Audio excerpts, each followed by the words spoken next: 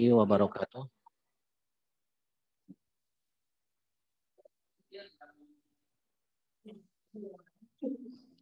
Allahumma sholli ala Muhammad wa ala ali Muhammad la haula wala quwata illa billah. Rabbi sholli shodri wa yassir li amri wahlul 'uqdatam min lisani yafqahu qawli.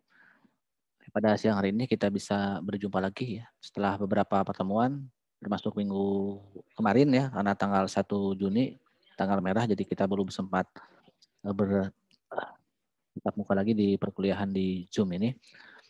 Dan banyak hal yang mungkin perlu kita persiapkan ya dan sudah kita persiapkan sebenarnya untuk perkuliahan.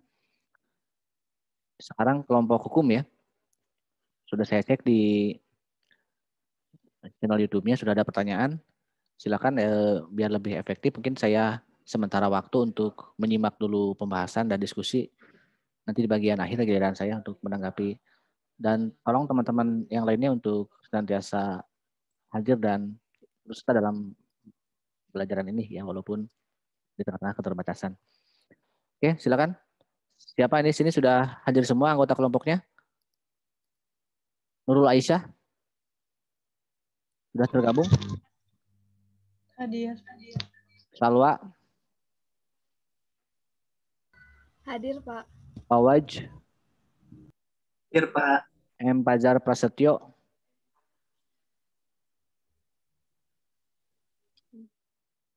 M. Fajar Prasetyo sudah gabung? Oh tadi ada yang izin kalau nggak salah ya, yang nge-WA ke saya. Mima Nuraini. Hadir, Pak. Oke, silakan ke moderator kelompok 7 ini ya untuk memandu diskusi dan tanya jawab di kuliahan kita.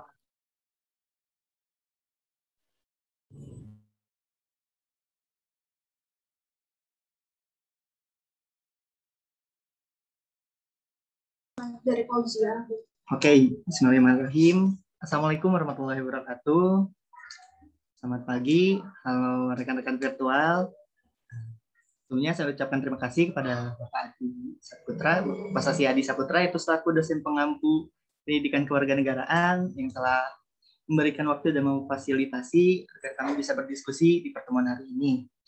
Juga saya ucapkan terima kasih dan apresiasi untuk rekan-rekan sekalian yang sudah hadir di ruang virtual ini untuk berdiskusi bersama kami kelompok 7.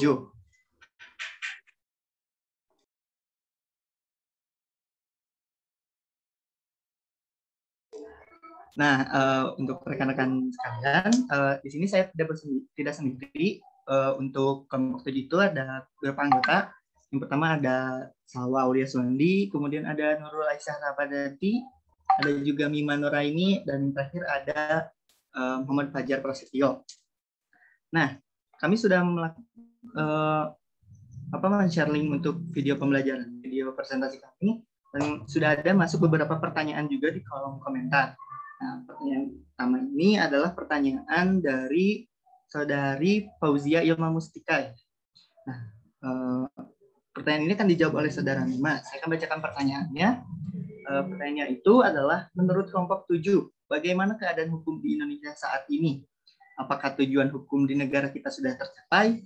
Jika belum, apa yang harus dilakukan negara ini agar bisa mencapai tujuan tersebut, tujuan dari hukum tersebut? Kemudian pertanyaan kedua adalah, apakah koruptor di negara Indonesia ini sudah mendapatkan hukuman terberat seperti hukuman mati? Jika belum, hukuman terberat apa yang pernah diberikan kepada para koruptor di Indonesia? Nah, jawaban ini akan dijawab oleh Saudara Mima. Kepada Saudara Mima, saya persilahkan.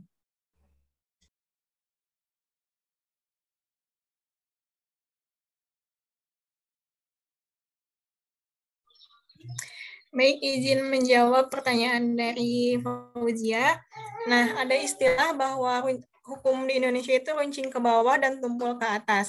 Istilah tersebut menggambarkan kondisi hukum di Indonesia, di mana hukum lebih condong ke kelompok atas atau para penguasa hukum, sedangkan bagi kalangan bawah atau masyarakat yang dibilang kurang mampu, hukum itu ibarat pisau yang tajam.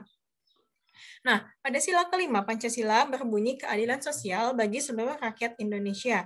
Nah, itu adalah salah satu dari tujuan tujuan hukum, yaitu memberi keadilan kepada setiap orang.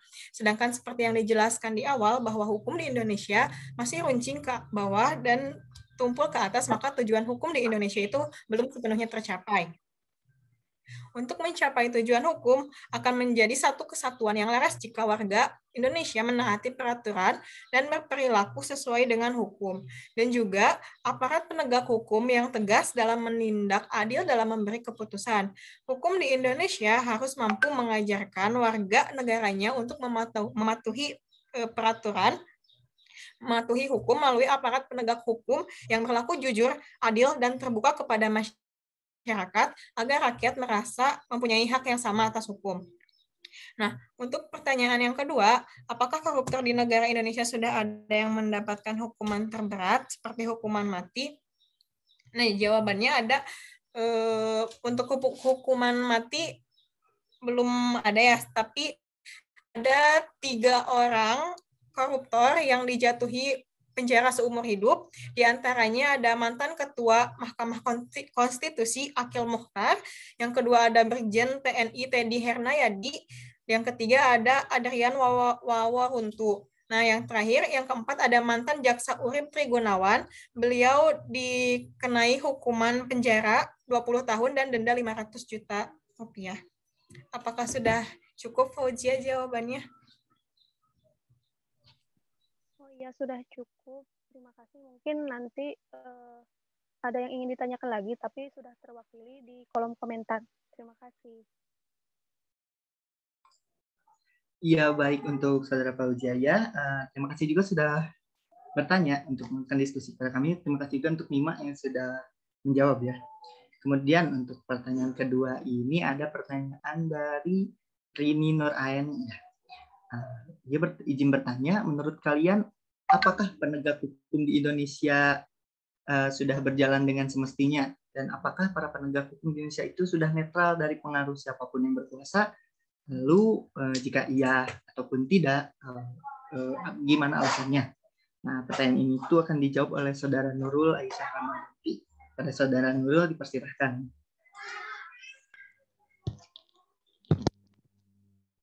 Baik, terima kasih kepada moderator atas kesempatan untuk menjawab pertanyaan dari Rini.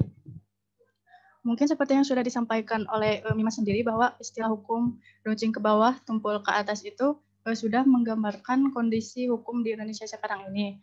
Dan berbicara soal penegak hukum yang netral itu menurut kami masih sulit untuk dinilai.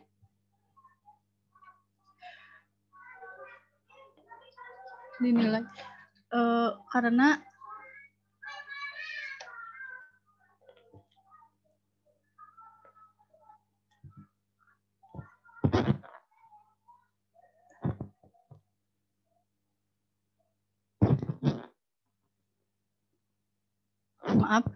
maksudnya berbicara jika soal tentang penegakan hukum yang netral itu masih sulit untuk dinilai karena banyak hal yang harus kita lihat dari mulai siapa yang menegakkan hukum dan sampai hukumannya. Tetapi kita hanya bisa menilai dari sebuah putusan yang ditetapkan dalam sebuah kasus. Jadi jika dilihat dari sejarah kita pasti akan menilai bahwa seolah seperti ada yang mempengaruhi sebuah keputusan dari sebuah kasus yang terjadi. Jika bertanya siapa yang mempengaruhinya, kami di sini kurang tahu karena kami tidak kurang mempunyai informasi tentang siapa dalang di balik pengaruh yang mempengaruhi kasus itu. Bagaimana? Ya, untuk Saudara Rini, bagaimana? Apakah ada yang ditanyakan lagi? Baik, jika demikian, bagaimana solusinya menurut Saudari Nurul?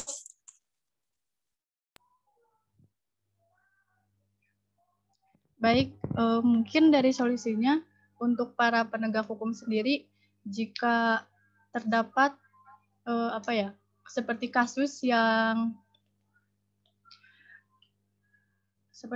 yang sulit gitu diputuskan gitu. Jadi lebih baik melihat ke putusan-putusan hakim sebelumnya gitu, yang mempunyai perkara yang serupa. Dan untuk bagi kita sendirinya juga mungkin harus menanamkan etika dan moral gitu di bangku pendidikan, dan khususnya itu pola pikir dan sikap jujur yang diutamakan gitu sih. Gimana Rini? Ya, Baik, saudara Rini gimana? Terima kasih. Sudah cukup. Baik, terima kasih ya saudara Rini yang sudah bertanya. Kemudian juga terima kasih untuk saudara Nurul juga yang sudah menjawab. Nah, untuk pertanyaan ketiga ini adalah pertanyaan ya mungkin hampir serupa. Ini ada dari saudara Tasya ya. Saudara Tasya bertanya, ada opini mengatakan bahwa hukum di Indonesia itu seperti pisau yang tumpul ke atas tapi tajam ke bawah, dan sudah banyak kasus yang membuktikan bahwa hukum Indonesia memang seperti itu. Terkadang rakyat biasa yang melakukan kesalahan ringan mendapat hukuman lebih berat daripada petinggi melakukan kesalahan yang besar. Jika sudah seperti ini, menurut kalian atau kelompok 7, apa yang bisa kita lakukan sih demi menegakkan kembali hukum di Indonesia ini? Lalu, apa sih penyebabnya itu penegakan hukum di Indonesia ini tidak berjalan dengan baik dan memandang kasta dalam menentukan hukumannya? Ya, itu mungkin pertanyaan dari Tasya. Nah, pertanyaan ini tuh akan dijawab oleh saudara Salwa Aulia Suwandi. Pada Salwa, saya persilahkan. Baik, saya izin menjawab pertanyaan dari Tasya. Pertama-tama di sini saya pengen membicarakan dulu terkait masalah yang kasta, yang menurut kasta itu. Sebenarnya jika kita, menurut saya pribadi, dan kasta itu sebenarnya nggak ada gitu di Indonesia ini. Yang ada tuh mungkin kenapa banyak yang berpikiran bahwa hukum itu dipengaruhi kasta, karena biasanya orang-orang yang mempunyai backingan di belakangnya, sehingga itu orang-orang yang mempunyai uang gitu. Sebenarnya kaum menengah ke bawah juga bisa saja mempunyai backingan tanpa, maksudnya nggak perlu banyak uang seperti kaum menengah ke atas, kaum elit. Mereka juga bisa mendapatkan backingan dari misalnya suatu kasus yang di media sosial terkenal gitu. Pasti kan bakal mendapatkan banyak dukungan juga dari banyak aktivis hukum juga, terus dari masyarakat. Kemudian untuk bagaimana caranya agar kita menegakkan hukum kembali kayak gini, yang pertama pasti perlu kesadaran dari kita terlebih dahulu sebagai masyarakat untuk tidak tutup mata gitu terhadap hukum yang ada di Indonesia. Hal paling dasar yaitu kita dari kita sendiri tuh mulai menaati peraturan-peraturan yang ada di Indonesia gitu. Jangan, kita bukan hanya ingin menegakkan hukum untuk orang lain, tapi kitanya sendiri ternyata tidak bisa mematuhi hukum. Makanya kita harus memulai dari diri kita sendiri gitu. Kemudian setelah kita mematuhi peraturan-peraturan tersebut, kita saat ada hukum tuh harus kita awasi gitu terhadap jalan-jalannya proses hukum tersebut.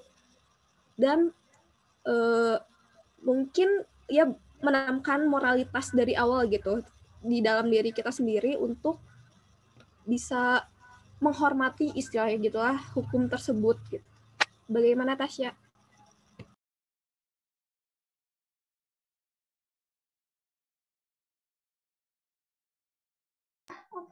Bagaimana? Lalu untuk penyebabnya kenapa hukum di Indonesia bisa seperti itu, kenapa? Menurut kalian gitu?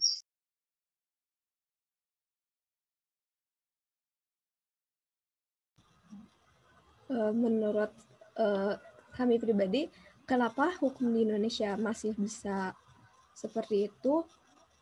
Ya karena masih banyak masyarakatnya sendiri yang abai terhadap hukum tersebut. Contoh kecilnya aja, di kita ini masih banyak orang yang suka melanggar lalu lintas gitu, lampu merah aja masih diterobos gitu. Hal kecil seperti itu aja masih terjadi gitu. Nggak perlu kita sampai ke yang hal besar, hal kecil yang ada di sekitar kita aja masih sering dilanggar. Menurut saya pribadi itu sih yang menjadi alasan paling kuat kenapa hukum di Indonesia tuh masih seperti ini.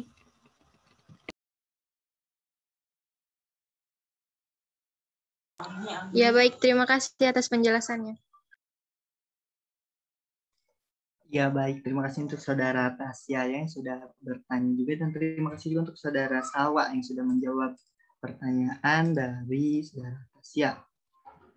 Kemudian ada pertanyaan dari Azkanada Asila. Ini bertanya, apakah boleh negara menggunakan hukum tidak tertulis untuk sebagai atau dasar mengadili? Nah, pertanyaan ini itu akan dijawab oleh saudara Nurul. Saudara Nurul, saya persilahkan. Baik, di sini saya akan menjawab pertanyaan dari Azka. Sebuah hukum tidak tertulis dapat dijadikan sebagai dasar sebagai dasar untuk mengadili, karena apabila ternyata dalam peraturan perundang-undangan tidak ada ketentuannya atau jawabannya, maka barulah dapat mencari ke dalam hukum kebiasaan atau kearifan lokal. Karena hukum kebiasaan adalah termasuk atau bisa bilang hukum yang tidak tertulis. Untuk menemukannya sendiri adalah dengan cara menanyakan kepada tokoh masyarakat atau warganya yang dianggap mengetahui tentang kebiasaan masyarakat setempat. Lalu menurut pasal 50 ayat 1 tentang Undang-Undang Kekuasaan Kehakiman juga, yang berbunyi putusan pengadilan selain harus memuat alasan dan dasar putusan juga memuat pasal tertentu dari peraturan perundang-undangan yang bersangkutan atau bersumber dari hukum tak tertulis yang dijadikan dasar untuk mengadili. Jadi kesimpulannya, hukum tidak tertulis dapat digunakan sebagai dasar untuk mengadili sebuah keputusan. Bagaimana Acika?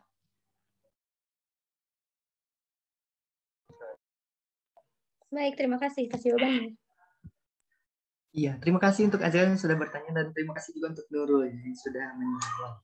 Kemudian ini ada pertanyaan dari Ayu, mewakili kelompok 2 nampaknya. Nah, dalam ini bertanya, dalam hukum kan ada yang namanya hukuman seumur hidup ya. Nah, sebenarnya apa sih arti hukuman seumur hidup itu? Apakah hukumannya sesuai dengan umur yang saat dijatuhi hukuman penjara, atau hukuman umur si pelaku, atau hukuman itu sampai orangnya itu atau pelakunya itu sampai meninggal?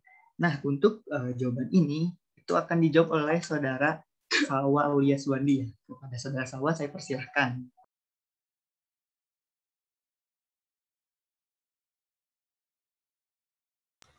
Baik, saya akan menjawab pertanyaan dari Ayu. Jadi, beberapa waktu belakangan ini, terutama di Twitter, saya pernah melihat ada yang mempermasalahkan gitu kayak gini, apakah sebenarnya hukuman seumur hidup tuh maksudnya seperti apa? Nah, dari yang saya tahu, bahwa hukuman seumur hidup tuh artinya ya sudah dipenjara sampai dia meninggal gitu. Yang artinya ya memang seumur hidup, dari mulai dia divonis sampai dia meninggal, ya dia dipenjaranya itu gitu kalau vonis seumur hidup itu. Karena memang ada beberapa yang mengartikan bahwa kalau vonis seumur hidup itu berarti artinya kita ambil contoh misal seperti ini. Ada seseorang yang divonis hukum saat umurnya 21 tahun.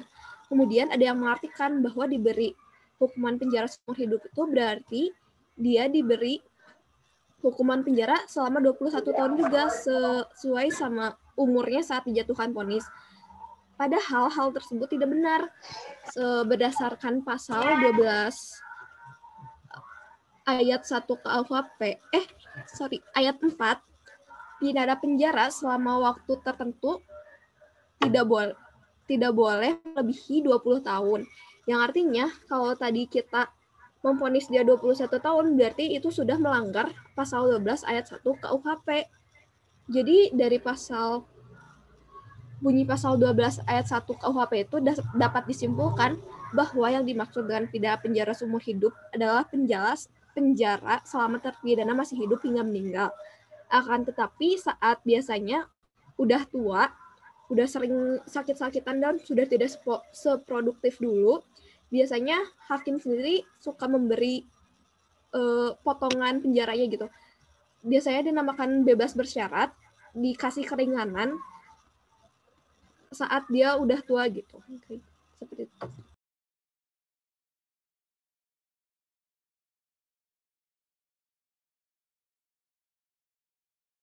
bagaimana untuk Saudara Ayu? Apakah jawaban dari Saudara Salwa sudah puas atau bagaimana? Sudah, terima kasih. Baik, terima kasih juga ya untuk Saudara Ayu sudah bertanya. Kemudian ada pertanyaan nih dari kelompok 9.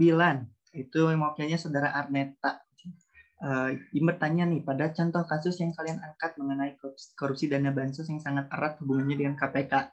Nah, baru ini ada isu mengenai pelemahan KPK yang mengalibikan dengan tes wawasan kebangsaan atau TWK yang diperbincangkan. Hal ini tentu pengaruh terhadap kasus-kasus pelanggaran hukum Tipikor. Bahkan kasus bansos ini pun belum selesai karena beberapa anggota KPK yang sedang menangani kasus ini telah menyerahkan tugasnya kepada atasan, karena termasuk kepada 75 pegawai KPK yang diklaim berada zona merah atau tidak lulus ya. Tentu ini akan menghambat penegakan hukum Indonesia. Nah, bagaimana tanggapan kalian atau kelompok 7 dalam permasalahan seperti ini? Nah, pertanyaan ini itu akan dijawab oleh Saudara Fajar Setio. Nah, pada Saudara Fajar saya persilahkan. Terima kasih kepada moderator. Begini, menurut tanggapan kami dari apa yang kita lihat ya, memang Komisi Pemberantasan Korupsi atau KPK ini sedang dilemahkan. Hal ini tuh kayak lagi adanya penyingkiran terhadap 75 anggota KPK yang di dalamnya tuh ada nama-nama besar kayak penyidik senior KPK Novel Baswedan, terus Ketua Wadah Pegawai KPK Yudi Purnomo, sama Deputi Bidang Koordinasi dan Supervisi Heri Murianto yang mengatasnamakan tes wawasan kebangsaan. Tapi saat ini anggota Komisi 2 DPR sedang meminta pihak-pihak yang memberikan pertanyaan yang dianggap nyeleneh itu harus dibongkar dan diinvestigasi total. Kayak adanya pertanyaan yang bersedia melepas jilbab atau tidak, pertanyaan tentang free sex lah, LGBT lah, dan masih banyak lagi pertanyaan yang dianggap nyeleneh. Adapun pendapat dari Bapak Mardhani Alisera selaku Ketua DPP Partai Keadilan Sejahtera atau PKS, masyarakat tuh harus merapatkan barisan untuk membela lembaga anti rasuah dari pelemahan-pelemahan yang terjadi belakangan ini.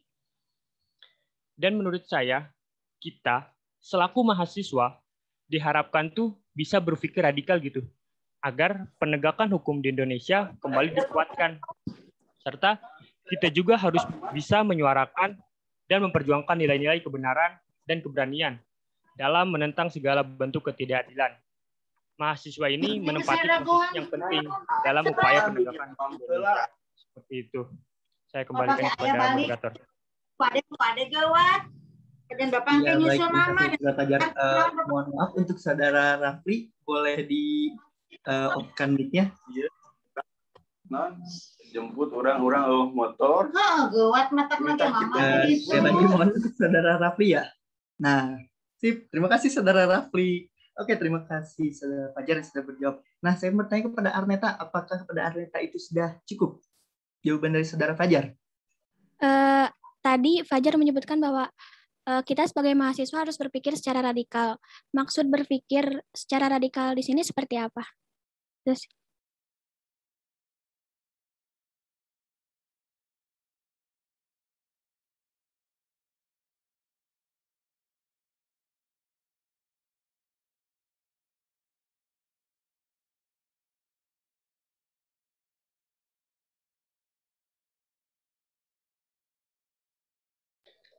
Maksud dari berpikir secara radikal tuh kayak kita tuh harus berpikir kayak kita tuh harus menggali kenyataan gitu tuh. Jadi mana yang benar dan mana yang salah. Jadi kita tuh bisa ngebuktiin ke pemerintah bahwa KPK ini lembaga yang emang harus dikuatkan. Seperti itu.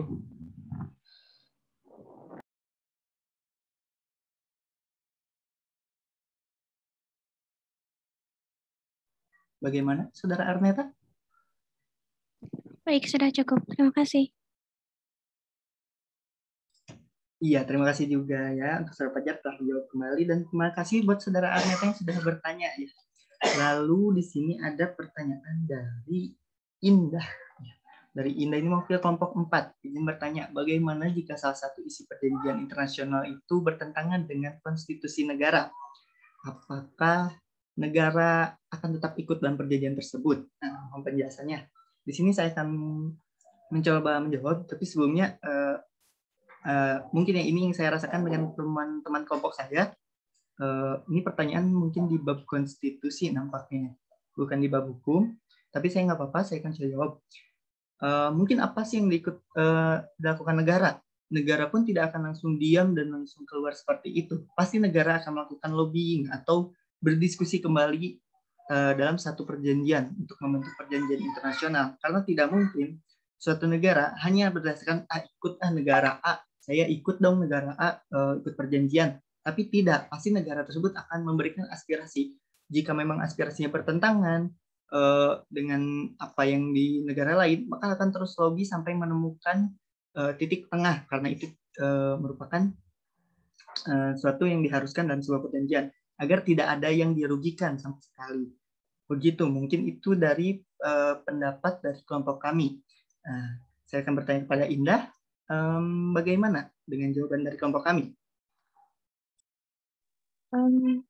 Terima kasih, udah cukup sih.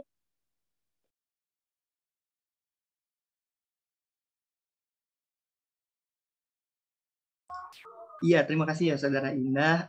Jangan kapok-kapok lagi untuk bertanya, silakan saja bertanya. Nah, oke, untuk pertanyaan sekarang ada pertanyaan dari Meila, yaitu mewakili kelompok 4 juga. Izin bertanya, disebutkan bahwa salah satu sifat hukum itu bersifat melindungi. Namun, mengapa sih masih terjadi kesenjangan hukum di Indonesia? Nah, pertanyaan ini itu akan dijawab oleh Saudara Salwa Aulia Suwandi. Pada Saudara Salwa, saya persilahkan.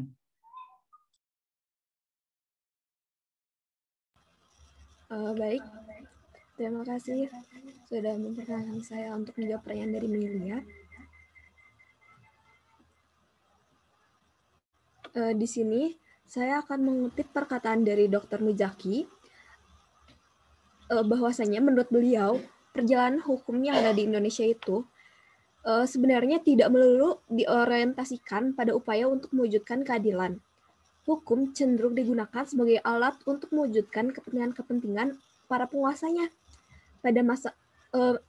Contohnya, pada masa kolonialisme, hukum dijadikan alat untuk menjajah warga pribumi.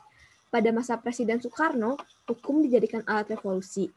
Pada masa pemerintahan Presiden Soeharto, hukum dijadikan alat pembangunan, dan pada masa reformasi sekarang ini, hukum dijadikan sebagai alat kekuasaan untuk berpolitik. Hal ini menjadi salah satu faktor penyebab dari sakitnya penegakan hukum yang ada di Indonesia ini. Jadi hukum ini tidak diorientasikan sebagaimana seharusnya mewujudkan keadilan, namun dijadikan alat untuk mencapai tujuan oleh para penguasa negara. Nah, itu jawaban dari Salwa. Bagaimana kepada Saudara Meila? Apakah cukup atau masih ada yang ditanyakan? Sudah cukup, terima kasih. Iya, terima kasih untuk Saudara Meila yang sudah bertanya. Dan terima kasih juga untuk Saudara Sawan yang sudah menjawab. Kemudian ada pertanyaan dari Saskia nih, baru masuk ya sebenarnya. Saskia ini mewakili kelompok 7. Di tengah pandemi COVID-19, ini masyarakat mengalami permasalahan yang nyata dari dampak pandemi. Dan ini sudah semestinya pemerintah fokus pada kebijakan penanggulangannya. Akan tetapi di tengah pandemi ini justru muncul keresahan masyarakat akibat rencana pengesahan RUU HIP atau Cipta Kerja. Nah, bagaimana pandangan kalian cara menyikapi pengesahan tersebut, dan apakah ada cacat hukum yang bisa digunakan masyarakat untuk meminta pembatalan RUU tersebut? Baik ya, ini akan dijawab oleh saya. Coba saja. Sebenarnya kita ya untuk itu butuh sikap bijaksana menyikapi kontroversi Undang-Undang Cipta Kerja ini. Kita tak boleh emosional ataupun sentimental, apalagi hanya termakan oleh hasutan pihak tertentu yang punya agenda terselubung guna mengacaukan situasi di tengah pandemi ini. Jangan sampai ya kita protes itu tidak dibekali pengetahuan memadai substansi isunya. Nah, Omnibus Law ini menjelimet ya butuh ahli hukum untuk menguliti secara detailnya sehingga bisa tahu sebenarnya apa yang dimaksud di sini, apa yang dimaksudkan kenapa hukum ini disahkan. Nah, tapi juga banyak substansi dan istilah hukum yang mentereng sukar dipahami ya orang-orang biasa. Jadi bukan orang-orang yang seperti kita mungkin yang masih belajar saja, kita tidak bisa mencapnya, tapi mungkin ada beberapa hal yang kita bisa sudah mengerti. Nah, perlu diketahui juga banyak ahli hukum sampai saat ini itu masih cukup hati-hati untuk menyikapi undang-undang ini. Tak mudah berkesimpulan juga untuk omnibus law ini merugikan rakyat ataupun justru menguntungkan di suatu saat. Nah, untuk itunya kan, apakah ada sih cacat hukum yang bisa membatalkan si undang-undang ini? Yang saya ketahui bahwa undang-undang ini sudah disahkan, dan disahkan pun yang itu di malam hari ya, yang mungkin agak janggal untuk kita semua, tapi kita tahu bahwa sudah disahkan dan kita tidak bisa, mungkin tidak bisa untuk membatalkan. Tapi inilah dari kekuatan oleh seluruh rakyat Indonesia. Jika kita bersatu, kita pasti bisa menentang atau memprotes kepada pemerintah atau mengkritik, karena itu tujuan gunanya kita ya, maksudnya mengkritik soal diterima atau enggaknya itu bukan masalah kita, tapi mengkritik itu perlu. Karena dalam ini kita perlu mengawasi. Jika sudah disahkan dan itu sudah berjalan, kita awasi apakah undang-undang tersebut terbukti untuk merugikan rakyat atau malah menguntungkan di suatu saat nanti ya. Jadi kita tetap harus mengikuti, dan ketika memang terjadi kenyataan yang dirugikan, otomatis kita selaku mahasiswa tidak akan diam, atau kita selaku rakyat Indonesia tidak akan diam. Pasti kita akan memprotes kepada pemerintah yang telah mengesahkan dan meminta untuk pemerintah merubah atau memperbarui undang-undang tersebut sehingga bisa untuk menimbulkan kesejahteraan bagi sosial yang tidak ada merugikan bagi rakyat. Itu mungkin itu jawaban dari kelompok kami ya. Baik, untuk saudara Saskia bagaimana? Kalau misalkan yang RUU HIP-nya itu teh gimana? Soalnya kan kalau ada rancangan undang-undang tentang haluan ideologi Pancasila kan, jadi itu teh bakalan kayak ada peluang buat masalah munculnya konflik tentang ideologi.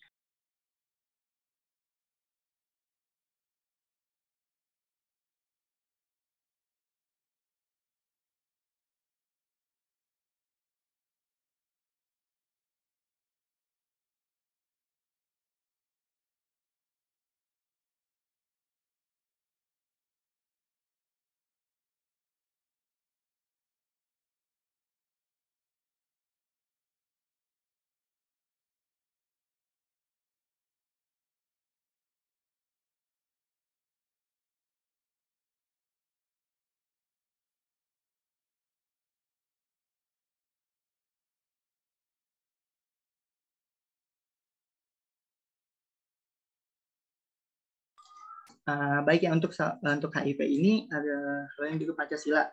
Mungkin kita harus mengetahui bahwa negara kita itu adalah negara yang mengawasi banget ya Pancasila. Kita tahu ada dewan, saya kurang ini, pokoknya ada dewan yang mengawasi. Kalau nggak salah itu Ibu Megawati, kalau salah satu anggotanya itu yang mengawasi Pancasila.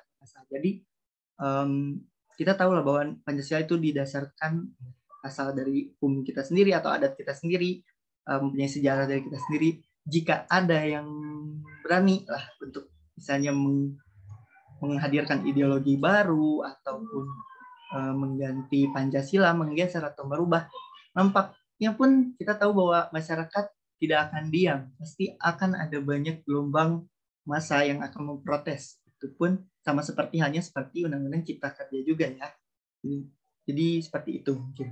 Bagaimana untuk saudara Saskia? Baik, terima kasih atas penjelasannya. Iya, terima kasih untuk saudara Saskia sudah bertanya. Nampaknya tidak pertanyaan, tapi oke, kalau gitu saya, moderator boleh guna waktu ya, boleh saya sekarang. Ya, tadi sekarang ada yang mau bertanya, silakan. Nah, ya, tadi ada yang mau bertanya, Pak, di silakan, WhatsApp. Sekali ya, sekali aja dulu. Iya, siap.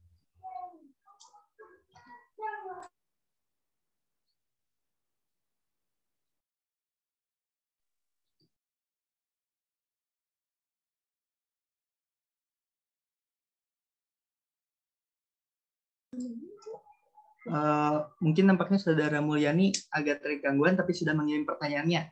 Nah, pertanyaannya ini adalah negara Indonesia kan negara mayoritas Muslim ya. Nah, yang ingin saya tanyakan bagaimana kedudukan hukum Islam dalam sistem tatanan hukum di Indonesia. Nah, berbicara soal hukum Islam, emang negara ini adalah negara yang memayoritaskan Muslim. Kita tahu bahwa ada seperti dari Aceh, mereka memakai hukum Islam dalam kehidupannya.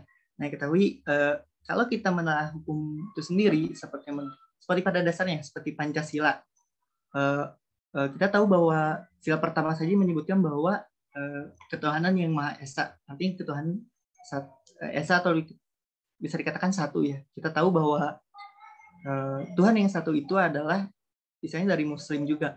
Jadi banyak kok peraturan-peraturan atau hukum-hukum jika kita lihat ke dalamnya itu ada berkaitannya dengan hukum-hukum Islam yang memang berkaitan dengan hukum-hukum Islam. Tapi juga ada beberapa hukum yang didasarkan juga ada hukum negara kok agama-agama lain juga gitu. Jadi karena negara ini negara yang luas, pada dasarnya negara ini itu memakai semua agama, tapi bukan semua agama ya, maksudnya ada ambil beberapa dari sumber beberapa agama untuk dijadikan hukum, kemudian dari adat itu dijadikan sebuah hukum, dan yang ini digunakan untuk hukum ini dijadikan sebagai pedoman atau aturan norma, yang dimana negara Indonesia ini negara yang mayoritasnya Muslim, tetapi ada juga agama lain seperti itu. Itu bagaimana untuk Saudara Mulyani Putri?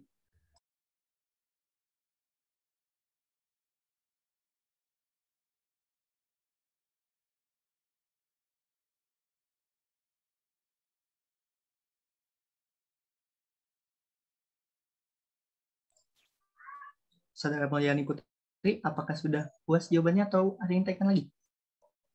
Baik, terima kasih. Oh iya, terima kasih juga untuk Mulyani Putri sudah bertanya ya. Baik, itu mungkin seluruh pertanyaan dan jawaban. Terima kasih. Saya lemparkan balik kepada Bapak Kasasi Adi Saputra ya Pak.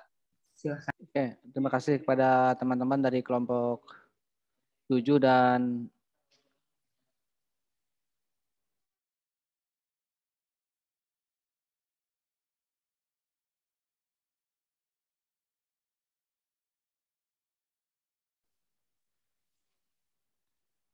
Oke, saya lanjut ya. Pada kelompok 7 dan teman-teman di kelas C ya, yang telah melakukan diskusi dan pembahasan mengenai penegakan hukum. Dari diskusi dan pertanyaan yang masuk ini seputar penegakan hukum dan permasalahannya, dan saya akan masuk dulu ke sebelum pendalaman ya, saya akan masuk dulu ke komentar pertanyaan yang terakhir, kedua terakhir ya, tentang hukum Islam itu sebenarnya dalam hukum di Indonesia itu karena memang kita negara yang berdasar pada ketuhanan yang Maha Esa ya, tadi juga sudah disinggung oleh kelompok 7. Ternyata memang salah satu sumber hukum di Indonesia adalah dari hukum Islam ya. Bahkan dalam tataran hukum positif di Indonesia juga ada kompilasi hukum Islam ya. Bahkan dalam kaitan ekonomi juga jelas kan ada ekonomi syariah dan sebagainya, kan itu bagian dari produk agama ataupun Islam dalam sistem hukum di Indonesia. Kemudian mengenai RUU HIP yang pernah mencuat di tahun kemarin 2020 ya. Karena secara logika saja sebenarnya Pancasila itu kan ideologi ya, dasar negara. Lalu kemudian kalau dijadikan sebagai hukum, berarti kan turun kasta kan ya, dari sumber hukum malah menjadi hukum gitu. Itu paling tidak ya, sehingga itu tidak jadi untuk dibahas oleh pemerintah dan DPR ya, karena memang banyak yang atau disahkan karena banyak yang menentang juga dari kaum akademisi, intelektual dan para ulama juga ya, karena diindikasikan dengan adanya paham yang akan masuk ke RUU tersebut.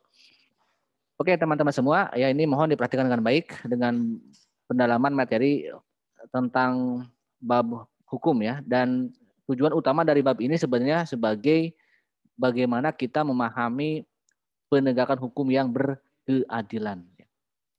Sehingga tadi yang dibahas mengenai bagaimana permasalahan-permasalahan yang terjadi pada persoalan hukum di Indonesia. Nah, teman-teman semua, kita pahami dulu hukum ya. Kenapa ada hukum? Nah, sedikit kita mengingat memori ke masa lalu ya, ke era peradaban kuno Yunani yang akan menjadi sumber peradaban modern, yaitu seorang filsuf yang tadi juga dikutip oleh Anda tentang pengertian hukum dari seorang filsuf namanya Cicero ya, yang pernah mengatakan bahwa ubi societas ibi ius, yang artinya di mana ada masyarakat, di situ ada hukum. Artinya ya hukum itu penting dalam setiap zaman. Dalam kehidupan sosial, dalam kehidupan yang sederhana saja, misalnya dalam kehidupan keluarga, masyarakat, kalau tanpa ada aturan yang mengurus antara manusia, hubungan antar orang, itu tidak akan tertata dengan rapih, dengan baik. Kalau di dalam kelompok suku, kalau tidak ada kepala sukunya, lalu bagaimana hubungan antar suku dan sebagainya, itu kan memerlukan aturan yang mengatur ya. Dalam istilah sekarang adalah hukum ya. Baik yang tertulis dan yang tidak tertulis. Nah, kemudian kita maju lagi ke era perubahan revolusi di dunia modern ya, sekitar abad 16-15 ada seorang filsuf juga yang cukup terkenal namanya Thomas Hobbes yang mengatakan bahwa homo homini lupus, manusia itu seperti serigala yang akan memangsa manusia yang lainnya ya. Kenapa demikian? Pentingnya hukum kan tadi ya adalah untuk melindungi manusia. Karena manusia itu kalau sudah pada tahapan yang mungkin mengeksploitasi hawa nafsu ya, bisa hilang sisi kemanusiaannya. Bahkan bisa lebih kejam daripada hewan ataupun binatang ya. Diibaratkan seperti serigala kan gitu. Bahkan selevel serigala saja mungkin hewan saja, binatang saja tidak ada yang dalam berita misalnya binatang mengawini anaknya misalnya. Bahkan dalam kehidupan manusia gitu kan tak jarang kita temui ya seorang ayah menghamili anaknya misalnya gitu kan, anak gadisnya. Itu saya kira salah satu faktor ya kenapa manusia itu bisa seperti itu. Lalu kemudian dalam hal pelencengan terhadap sisi kemanusiaan juga muncul dari penindasan atas kekuasaan dari orang kuat ke orang yang lemah. Ya. Sehingga nyawa menjadi salah satu korban yang dirasa bukan barang yang mahal kalau itu sudah demi kepentingan kekuasaan. Ini terjadi di era penindasan ya dari raja-raja yang feodalisme, yang otoriter, diktator ya. Sehingga muncullah pemberontakan dari masyarakatnya, dari rakyatnya untuk mengubah sistem kehidupan bernegara, berbangsa menjadi kehidupan yang lebih humanis dengan cirinya adalah adanya pelindungan terhadap rakyat dengan hukum ya. Sehingga dalam konsep negara modern yang kita anut hari ini, nation state itu salah satu cirinya adalah rule of law atau negara hukum. Nah, apakah Indonesia itu negara hukum? Jelas dalam Undang-Undang Dasar 45 dalam konstitusi kita dalam pasal 1 ayat 3 ya, kalau tidak salah atau ayat 2 bahwa Indonesia adalah negara hukum. Bukan negara politik, bukan negara kekuasaan. Hukum menjadi panglima, hukum menjadi alat perlindungan negara untuk warga negara, itu sebenarnya tujuan utamanya. Bukan untuk menghukum manusia, jadi untuk melindungi. Kalaupun ada pelanggaran adalah untuk mengatur. Bagaimana dengan sanksi? Itu adalah konsekuensi dari pelanggaran atas hukum gitu ya. Bukan tiba-tiba hukum tanpa peradilan gitu. Oke, itu ya tentang bagaimana kita menganut sistem hukum dalam Undang-Undang Dasar, dan dalam pasal-pasal yang lain pun dikatakan ada persamaan kedudukan ya di mata hukum dan pemerintahan, dan wajib menjunjung tinggi hukum dan pemerintahan tanpa kecualinya. Itu kurang lebih ya perlindungan negara kita terhadap warga negaranya. Ini pun ditarik dari Statuta Fundamental Norm negara kita dalam pembukaan UUD 45 kan, melindungi segenap bangsa Indonesia dan sebagainya. Artinya semenjak kita merdeka, selain memenuhi syarat-syarat sebagai negara yang modern, negara demokratis, kita juga memenuhi syarat sebagai negara hukum. Karena pasal-pasal dalam Undang-Undang 45 itu jelas ada perlindungan terhadap warga negaranya. Bukan hanya mengatur masalah kekuasaan, bagian kekuasaan maupun batasan kekuasaan negara. Nah, dalam konteks penegakan hukum yang tadi banyak dibicarakan, muncul berbagai persoalan ya tentang adigium, hukum tumpul ke atas ya, tajam ke bawah misalnya. Bagaimana netralitas, integritas ya para penegak hukum. Kasus korupsi yang bagian dari penegakan hukum yang harusnya menjadi persoalan yang selesai mungkin setelah adanya KPK ya, tapi malah semakin merajalela ya. Bahkan menurut Mahfud MD sendiri dikatakan korupsi di negara kita setelah reformasi ya lebih ganas daripada zaman Orde Baru. Padahal dulu kenapa Orde Baru tumbang? Salah satunya adalah karena banyaknya korupsi oleh para pejabat-pejabatnya. Saya kira ini banyak hal yang menjadi hal-hal pokok ya dalam masalah penegakan hukum. Nah, dalam sistem hukum di kita ada dua jenis hukum yang harus Anda pahami secara baik dan benar ya.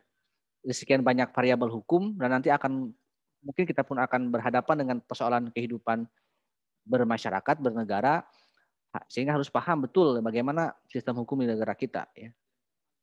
Agar kita dapat hidup mungkin lebih hati-hati dan sadar akan pentingnya hukum ya. Ada yang disebut dengan hukum publik ya. Dan ada juga yang disebut dengan hukum privat. Hukum publik disebut juga dengan hukum pidana dan hukum privat itu disebut juga dengan hukum perdata.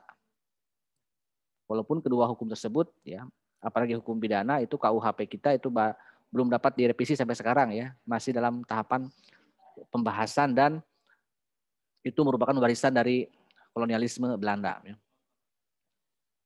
Tapi tidak apa ya. Yang penting kita pahami dulu apa sih hukum pidana dan apa sih perbedaannya dengan hukum perdata. Contoh hukum pidana coba sebutkan. Saya minta satu contoh aja. Indah Nurjana atau siapa ini?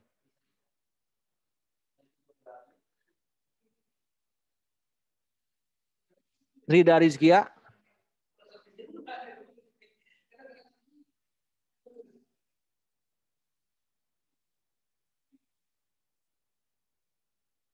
Rida Rizkia. Muhammad. Ya, sebutkan contoh kasus hukum pidana. Atau masalah hukum pidana.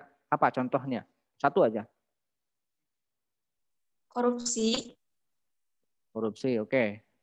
Walaupun korupsi itu dengan catatan ya, ada hukum pidana itu kan luas, ada pidana umum, ada pidana khusus. Nah, korupsi sekarang itu dalam adanya lembaga KPK itu dengan adanya undang-undang Tipikor, korupsi itu adalah pidana khusus ya. Tapi itu tidak salah juga ya. Tapi contoh yang umum, contoh pidana yang lebih umum, Mima ada? Mima Nuraini, Sri Wahyu, ini apa nih? Riki Muhammad. Mencuri, Pak. Mencuri, oke. Maisa, apa menurut kamu apa contoh hukum pidana? Maisa, Rohani ya, Rohani. Elisa Nurhayati.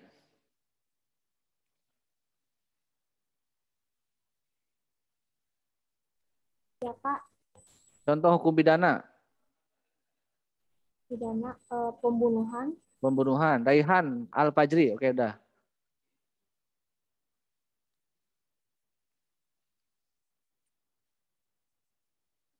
Penipuan, Pak. Penipuan. Nah, ini penipuan nanti bisa diperdebatkan kalau penipuan ya. Zamzam Muzammil. Jam-jam. Ada apa, Pak?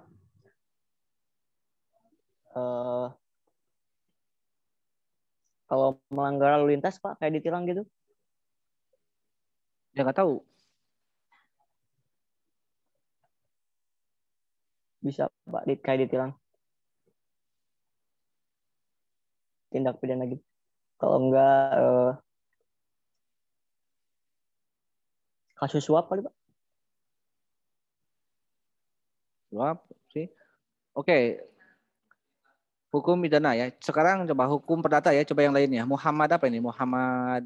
Sok yang namanya Muhammad apa? Siapa sih yang merasa namanya Muhammad Fajar apa? 553 ujungnya. 053. Muhammad apa ini? Ya, Pak. Saya, Pak. Muhammad. Enggak, yang satunya lagi nih. Bukan Muhammad Fajar, tapi Muhammad apa ini? 053. Saya, Pak. Contoh hukum perdata. Kira-kira apa? Perkaranya. Sengketa lahan, Pak. Sengketa lahan. Ya.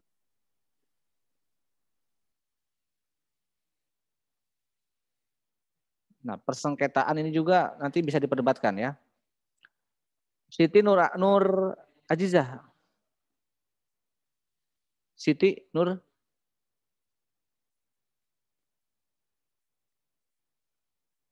Hadir Siti Nur. Sinyalnya jelek Pak katanya. Tidak kedengar suara saya? Hadir, Pak. Bisa didengar suara saya?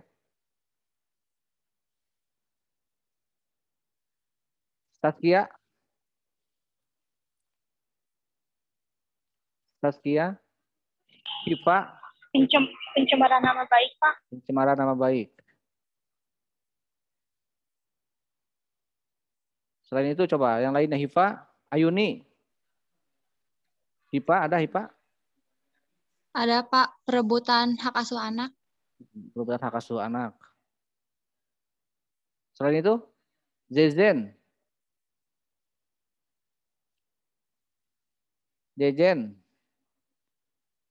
Atep. Masalah utang piutang Pak. Utang piutang ya. Endah Lisna. Ini Pak, one prestasi. One prestasi. Prestasi. Satu prestasi berarti one satu prestasi satu ya.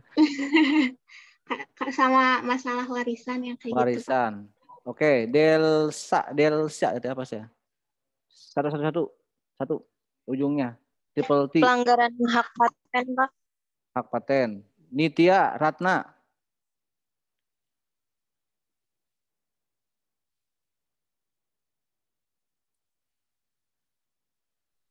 Nitya.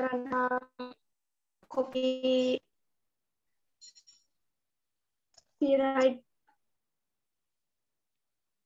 Oke lah. Dari beberapa contoh yang Anda sebutkan ya dari teman-teman Anda itu kurang lebih itulah contoh kasus pidana dan kasus perdata. Yang satu disebut hukum publik, yang satu disebut hukum privat. Nah, perbedaan yang paling mendasar apa sih sebenarnya? Coba Mima, Nurul.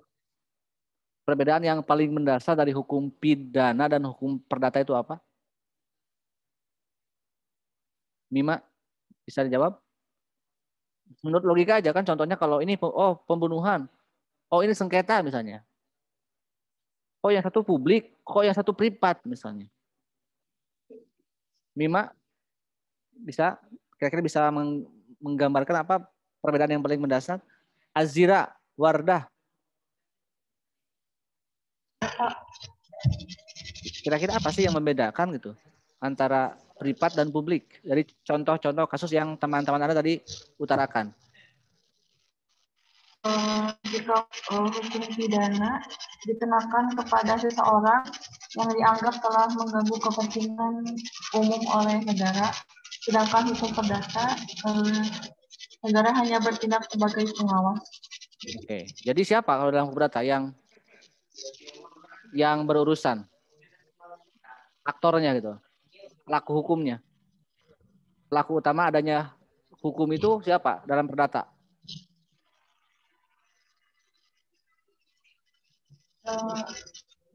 Kalau negara hanya berperan sebagai penengah ataupun penegak. Nah, coba fungsinya siapa coba pelaku? Ulang apa Pak? Ajira. Terima kasih. Itu bagian dari salah satu contoh perbedaannya. Indah. Risa coba. Iya. Coba Indah dulu.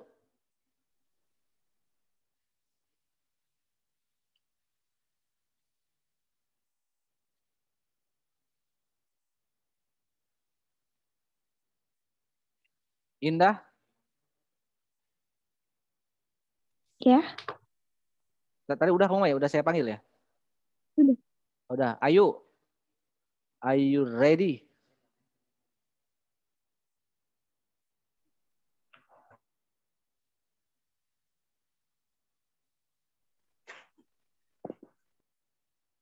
Bisa jawab? Risa? Ya. Coba Ayu mau Risa nih. Coba Risa, kira-kira dalam hukum perdata itu siapa? Kan bukan kepentingan publik katanya ya. Tidak seperti hukum pidana yang disebut oleh tadi Ajira. Kalau hukum perdata itu bagaimana? Siapa? Mengatur siapa sih hukum perdata itu? Hukum yang mengatur siapa? Orang-orang penting mungkin Pak, Jadi orang-orang penting berarti punya yang punya apa? yang punya peran gitu, kayak misalkan mengenai hak paten gitu, berarti berkaitan dengan para pengusaha gitu. Mungkin Jadi aku tidak penting gitu ya. Karena bukan orang-orang penting. Fauzia, ada perbedaan yang mendasar dari hukum pidana dan perdata ya. Kira-kira dalam hukum perdata siapa yang diatur? Anda kan boleh sambil baca-baca. Perseorangan, Pak. Perseorangan ya. Namanya juga privat. Jadi antar orang per orang. Contohnya apa coba? Fauzia, contoh lain dari teman selain teman-teman Anda yang tadi sebutkan. Contoh hukum perdata.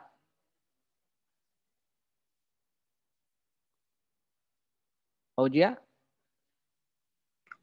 Iya, Pak. Contohnya apa?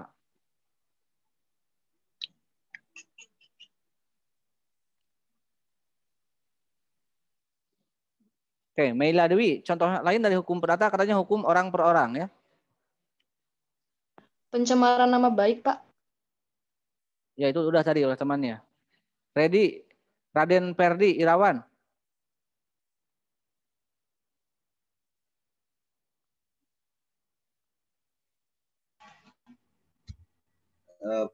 Permohonan ganti nama, Pak. Ganti nama. Dan ganti plat nomor mungkin ya. Mulyani Putri.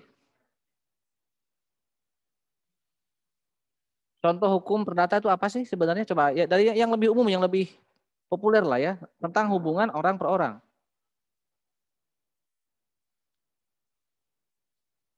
Mulyani?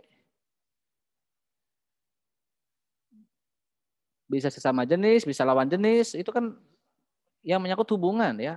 Tadi hukum ganti one prestasi misalnya, itu kan bisa aja tentang masalah perjanjian bisnis misalnya kan gitu. Lalu timbul masalah jika bagaimana kan gitu. Coba masalah yang lebih populer coba dalam yang mungkin Anda juga akan mengalami ya. Kesepakatan itu kan orang per orang tuh bisa bersepakat. Beda ketika misalnya Rima. Halo, bisa dengar suara saya Rima? Bisa, Pak. Rini. Ade Rahmat. Epi, bisa dengar suara saya? Arneta. Bisa, Pak. Suatu hari Anda misalnya jalan di mall. Ada orang baku hantam lalu ada yang terbunuh. Itu kategori hukum apa?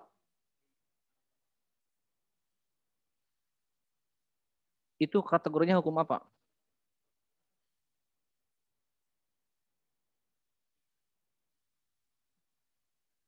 Masa ini harus tadi menyimak nggak?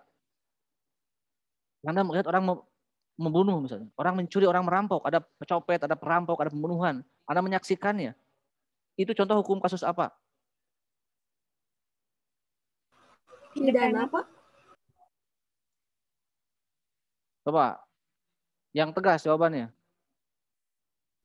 Pidana. Kenapa hukum pidana?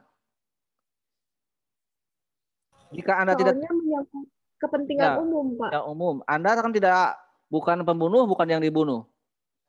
Apakah Anda dianggap terlibat nggak dalam hukum tersebut? Bisa aja Pak jadi saksi gitu kalau misalnya lagi di mall. Iya.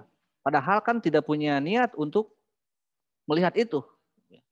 Jadi terjadinya itulah terjadi hukum pidana ya. Begitu ada kejadian, begitu ada TKP, begitu ada sengketa, begitu ada peristiwa, siapapun yang ada di sana karena itu menyangkut kepentingan publik, itu bisa terjadi hukum ya.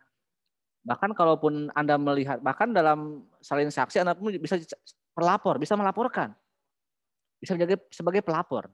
Dan tenang nanti ada pelindungan saksi, ada pelindungan pelapor gitu ya. Jadi jangan khawatir karena negara kita kan negara hukum ya. Berbeda dengan kasus perdata. contoh hukum perdata misalnya adalah pernikahan ya. Tadi ada yang menjawab di kelas lain perceraian, Pak. Saya tanya, kenapa ada perceraian? Karena ada perselingkuhan misalnya, karena ada perselisihan. Apakah tiba-tiba langsung cerai misalnya? Saya dan kamu misalnya, saya dan teman dan kalian berbeda pendapat, berselisih. Apakah saya bisa menceraikan Anda misalnya? Justru kenapa ada perceraian? Karena ada pernikahan, karena ada perkawinan gitu kan.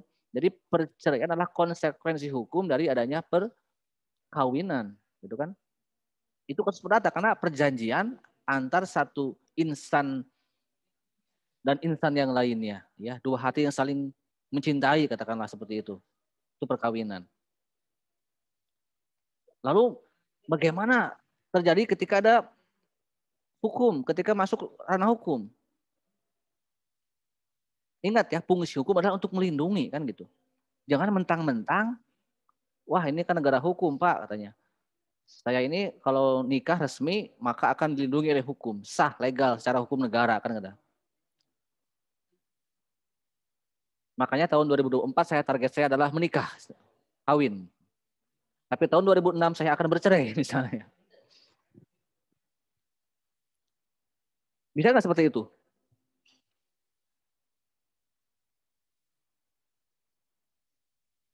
Iya, dalam hukum perdata kalau memang kawin ya kawin aja selamanya gitu kan. Kalau bisa ya. Sama ketika Anda sedang hubungan bisnis dengan teman Anda.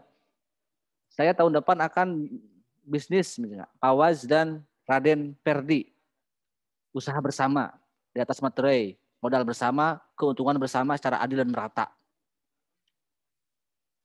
Ya silahkan Anda bisnis sampai kaya-kayanya katakanlah kalau ini mengajar kekayaan. Nah, itu kan hukum perdata. Saya tanya, Raden dan Pawa jika terjadi sengketa, jika terjadi hukum perdata, jika bagaimana? Yang pasti seleksi, Pak. Enggak. Kalaupun akan terjadi masalah hukum, ketika ada masalah apa? Ketika bagaimana? Atau masalah bukan masalah? Pelanggaran kontrak, Pak. Pelanggaran janji. Pelanggaran, oke. Setelah adanya pelanggaran, lalu mau bagaimana? Misalnya Pak Waz, curang loh, mengkhianati isi perjanjian misalnya. Bagaimana setelah itu? Bisa bagaimana? Bisa dilaporkan, bisa atau pembatalan kontrak. Oke, jadi bisa dipidana, Pak. Ini hukum perdata, Pak ya. Bukan konteks hukum pidana. Kalau pidana adalah kejahatan tadi, perampokan. Ini kan perjanjian, pelanggaran terhadap perjanjian. Nah, ini perbedaannya ya. Akan terjadi proses hukum jika bagaimana? Padahal yang berjanji hanya Raden dan Pawaz. Siapa sih yang terlibat di sana? Yang punya perjanjian siapa? Coba ini logika sederhana. Coba ini walaupun kita sudah masuk zuhur, tapi tolong ini kita fokus dulu ya. Biar saya ingin Anda benar-benar yakin ya mendalami materi ini. Apalagi Anda orang ekonomi ini harusnya lebih paham hukum perdata ya. Di dasar-dasarnya mungkin saya kan hanya mengenalkan saja gitu kan. Tapi harus dari sekarang Anda sudah mulai paham. Coba ada yang bisa jawab. Hukum perdata terjadi jika bagaimana? Jika ada perjanjian dua pihak dan salah satu di antara dua pihak tersebut melanggar perjanjian antara dua pihak tersebut. Jika sudah melanggar bagaimana? Ya, yang pertama mungkin bisa bernegosiasi dulu, bernego. Kalaupun tidak bisa dibawa ke apa sih lembaga? Ada Pak namanya lembaga. Iya, bukan lembaga sih sebenarnya. Prinsipnya dulu ini, prinsipnya dulu. Orang menikah ya. Siapa yang menikah? Apa sih syarat utama pernikahan apa sih di negara kita? Syarat utamanya apa? Umur kan manusia sih Pak. Perbedaan ya. Banyak orang bertanya, kenapa kamu bisa menikahi si dia? Karena banyak persamaannya. Salah, justru karena perbedaan. Terutama perbedaan jenis kelamin ya. Masa menikah sama-sama jenis kan tidak boleh ya, tidak bisa. dalam hukum kita tidak dibolehkan gitu. Jadi perbedaan ya. Ya katakanlah laki-laki dan perempuan gitu kan. Menikah sah legal secara hukum. Lalu tadi kan konsekuensinya adalah perceraian. Ketika bagaimana misalnya? Contoh, ini contoh biar Anda tidak ini ya. Endah misalnya, punya tetangga. Orang yang sudah berumah tangga ya, suami istri. Tiap hari berisik, berantem. Hari pertama gelas saling lempar, hari kedua piring, hari ketiga perabotan semuanya dilempar-lempar itu kan. Sampai perang itu di rumah itu. Sebagai tetangga terganggu. Lalu Endah lapor polisi, Pak polisi tolong ceraikan dia misalnya. Bisa tidak? Kenapa tidak? Kan mengganggu. Tidak. Nah siapa yang berhak untuk menceraikan? Dari kedua pihak tersebut, Pak. Soalnya kan yang membuat perjanjian pernikahan juga mereka. Jadi yang memutuskan untuk bercerai juga harusnya Nah, mereka. lalu bagaimana kalau begitu apa prinsipnya dalam hukum perdata? Siapa yang akan terjadi hukum jika ada yang menuntut, yang mengadukan ya. Jadi hukum perdata itu hukum yang melalui proses delik aduan dalam prinsipnya ya. Sementara kalau hukum pidana tidak memerlukan delik aduan. Ya. Jadi kalau ada nanti nikah ya nikah saja selama-lamanya silakan. Jangan mentang-mentang ingin merasakan bagaimana proses hukum ya. Besok cerai misalnya. Biar kita taat hukum ya, enggak juga kan. Hukum itu untuk melindungi sekali lagi ya. Kalau Anda berjanjian dengan orang ya syukur-syukur beres, terus selesai. Ataupun kontraknya 5 tahun tanpa celah ya. Kalau Anda utang piutang, pinjam-meminjam sama teman, akan diganti selama 10 tahun misalnya. Dicicil setahun 5 juta. Ya kalau mau kepercayaan secara hukum silahkan. Nanti kalau ada teman Anda tidak membayar, kan Anda bisa menuntut secara perdata. Makanya sebisa mungkin ya kalau utang piutang ya kalau kita mau lebih aman ya melalui kontrak perjanjian ya dengan teman biar kalau ada yang berbuat licik curang Anda bisa menuntut secara perdata. Oke, itulah kurang lebih ya prinsip-prinsip dalam penegakan hukum yang tadi ya masalah hukum ini masalah yang sangat pelik ya dari persoalan bagaimana ya ketidakadilan dalam hal penegakannya ya muncul tadi runcing ke bawah ya dan tumpul ke atas ini menjadi bahasa yang kerap menjadi bahasa yang sangat populer dalam penegakan hukum ya. Bahkan korupsi pun yang salah satu bagian dari penegakan hukum yang tak bisa kita pungkiri ini menjadi persoalan yang menjadi tindakan pidana ya yang khusus ya karena saking banyaknya tugas kepolisian ini kita mengenal ya. Tolong nanti Anda walaupun nanti waktu tidak cukup nanti pahami ya tentang lembaga-lembaga penegakan hukum di Indonesia dan lembaga peradilan, sistem peradilan. Memang salah satu lembaga pertama dan utama ketika ada kasus hukum adalah kepolisian ya, yang bertugas menerima laporan, menyelidiki, penyidik dan sebagainya. Walaupun memang kepolisian pun banyak persoalan yang menimpa salah satu kan masalah integritas ya dari penegak hukum kepolisian. Namun saking banyaknya kepolisian yang tugasnya yang sangat banyak untuk urusan korupsi dibuatlah KPK ya tahun 2006. Nah setelah tindakan dari kepolisian itu selesai, lembaga kepolisian selesai mengusut tuntas, dikemanakan berkas perkara dari polisi? Lembaga pengadilan, Pak. Nah sebelum ke pengadilan kemana dulu? Kejaksaan dulu kejaksaan dulu ya. Jadi jaksa itu akan menerima berkas dari polisi tentang TKP, tentang bukti-bukti dan berikutnya. Kemudian jaksa akan menyeleksi kejaksaan itu vonis apa, pasal apa yang akan dijatuhkan oleh dalam kasus tersebut. Barulah setelah lengkap berkas dari jaksa masuklah ke pengadilan ya. Di sanalah ada persidangan, ada hakim, ada saksi, ada semua dilakukan sebagaimana proses peradilan. Sampai ada vonis dari tuntutan dari jaksa, pledoi dari tersangka dan vonis dari hakim. Hakim memvonis misalnya ya, terpidana korupsi 10 miliar dengan 100 tahun. Setelah vonis hakim itu apakah selesai nggak urusan hukum? Bisa ada upaya lain nggak? Ada yang tidak puas, tersangka tidak puas, jaksa tidak puas atas vonis hakim. Nah, lembaga peradilan pertama adalah lembaga peradilan tingkat negeri ya, di tingkat kota kabupaten. Jika di tingkat negeri ada yang tidak puas, maka bisa menuntut atau bisa mengajukan ke tingkat banding, ke pengadilan tingkat provinsi. Jika divonis pengadilan tingkat provinsi pun masih ada yang tidak puas, kan bisa aja ya di tingkat banding bisa bertambah, bisa berkurang hukumannya. Maka jika memang ada yang merasa kurang puas, maka bisa masuk ke tingkat kasasi, yaitu ke tingkat akhir di Mahkamah Agung. Itulah keputusan Hakim Agung yang bersifat final dan mengikat. Ya. Saya kira itu berbagai hal yang secara umum ya gambaran bagaimana penegakan hukum di negara kita, walaupun lembaga-lembaga peradilan kita ya, hakim-hakim kita, jaksa-jaksa kita, sekarang hampir semua lembaga peradilan ya, kenapa muncul ketidakadilan, mungkin muncul juga pertentangan dengan nurani kita ya. Bagaimana seorang koruptor yang hanya divonis 10 tahun misalnya 5 tahun atau bahkan bebas, sementara si nenek ya harus dihukum hanya dengan mencuri sebiji buah yang tidak ada harganya gitu kan. Banyak sekali ya hal-hal yang jauh dari rasa keadilan. Bahkan beberapa kasus pun banyak yang belum tertuntaskan dengan baik ya dari penegak hukum kita ya. Mungkin saya akan mengakhiri dengan cerita, mudah-mudahan selesai 1 menit ya. Cerita mengenai kasus hukum ya.